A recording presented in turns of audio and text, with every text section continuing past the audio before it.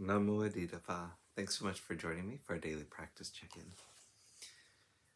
Listen, listen, listen. This wonderful sound calls us back to our true home.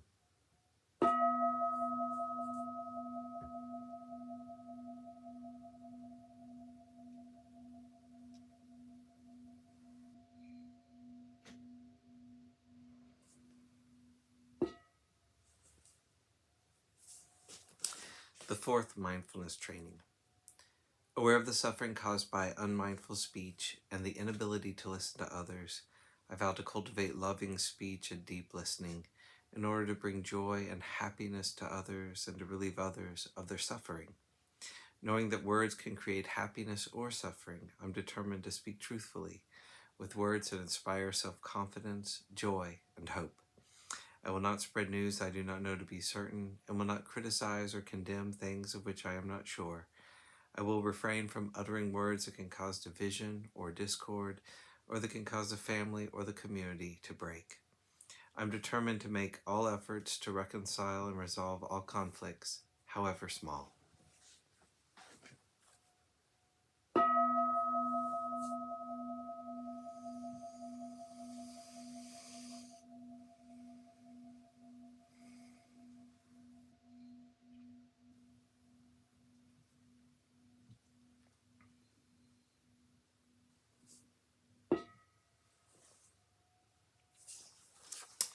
For our Dharma lesson, we've been reading More Than Mindfulness, Widening the Field of Practice by the Monastics of the Thai Forest Sangha.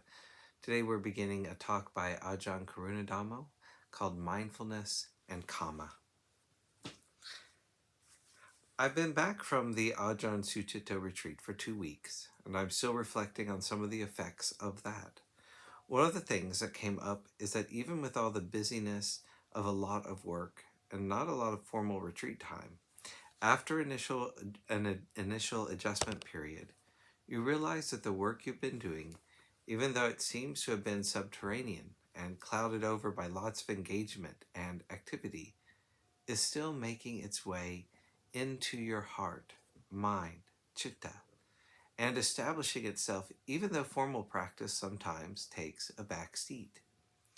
Living the life of a committed Buddhist practitioner, following precepts, reaching towards simplicity, renunciation, giving, and generosity, as well as periods of reflection, meditation, listening to teachings, and periods of formal meditation, all work together.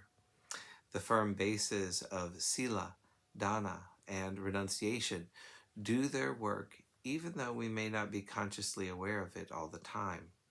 So, when the time comes that there is the opportunity to let go of the normal routine and jump into a retreat, after a transition period, the mind does settle more peacefully. This is different than it was several years ago. The work has been happening on an internal level, establishing kusala chitta, the wholesome, skillful mind, and that kusala chitta is accessible when the routine is allowed to settle and we can tune in to the inner practice. It was a realization I had before coming in and out of busy periods of monastic life, and is a heartening thought to share with people who have busy lives. With a heart dedicated towards a commitment to the Dhamma and doing those basic practices, keeping precepts and reflecting on that and working towards wholesome action, you can see that those have their effect in the heart. The formal practice is, of course, very important, but most of us have come to some realization that doing formal practice by itself without all the other aspects of the Noble Eightfold Path is limited. It's an unfortunate way that some teachings developed as meditation practices came to the West. It's become a kind of meditation-only practice in some areas. You start to realize that to be successful towards reaching the goal of real liberation, it must be multifaceted and encompass the entire Eightfold Path.